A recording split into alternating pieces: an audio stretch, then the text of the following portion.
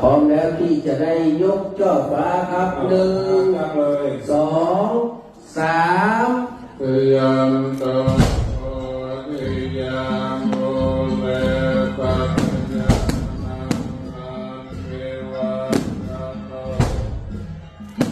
สังวังวิจัยโยโมวิจัยยาสุขยมังเตอปะลาวินาเจติเตปัญญาวิโมทะเลอาภิเษก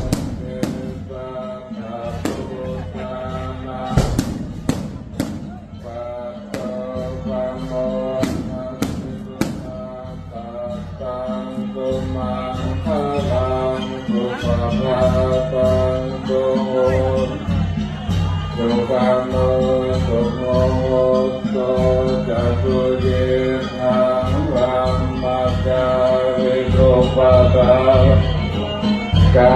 ยกรรมังวาจากรรมังปะกาขินังปะกามโนกรรมังปะเดหิเตปะกาขินังเดนาเนกะสวานาราคังปัจเจปะกาขิเลสาธุสาธุสาธุเอาเหรียญโปรยทานพื้นพระหลังก็เด้อมันจะไกลๆก็เด้อเดี๋ยวไปอยู่ในพระหลังนี่นะโปรยทานพระหลังก็เลยที่ไหนที่เราขึ้นไปกี่โอ้จะฟ้อนมีฟ้อนที่ไหนฟ้อนฟ้อนฟ้อนเลยเด้อ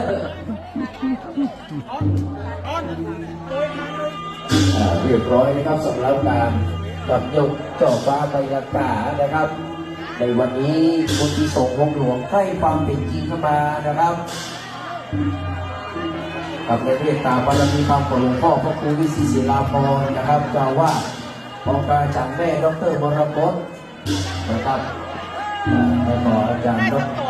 ร.กิติพัฒน์สุวรรณชินนะครับได้ที่บุญกุศลให้กับท่านดร.ชาติสุวรรณชิน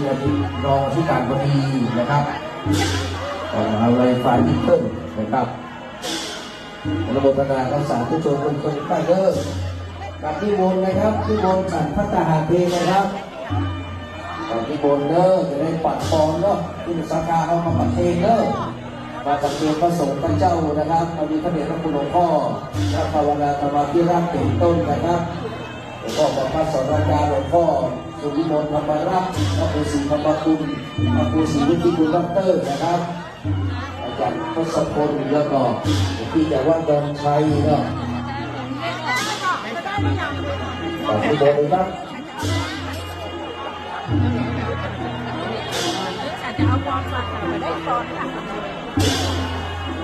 เดี๋ยวอาจารย์แม่ไปอีกพี่ก่อนสำหรับท่านที่เจ้าภาพต้นนะครับเรียนเชิญได้ไหมเนี่ยถ้าพี่ช้าขึ้นมากินข้าวตะโกนได้อาจารย์แต่เราไม่กินคนไม่ได้ไปกินข้าวด้วยกันเนอะแต่จะโยมด้วยกันนะครับอาจารย์อะไรเนาะผอ.สิทำได้ครับอิสดาชื่อใจเนอะเป็นมาตะโกนเพชรพระหลวง2 คนพระหลวง2 คนกันมาเลยตะโกนด้วยครับไปเจอเลยครับมาประเคนเลยนะพระหลวงสมพงษ์ประเคนเลยประเคนเลยเดี๋ยวอย่าลืมเอาไว้หลวงพ่อปั่นตอนนะ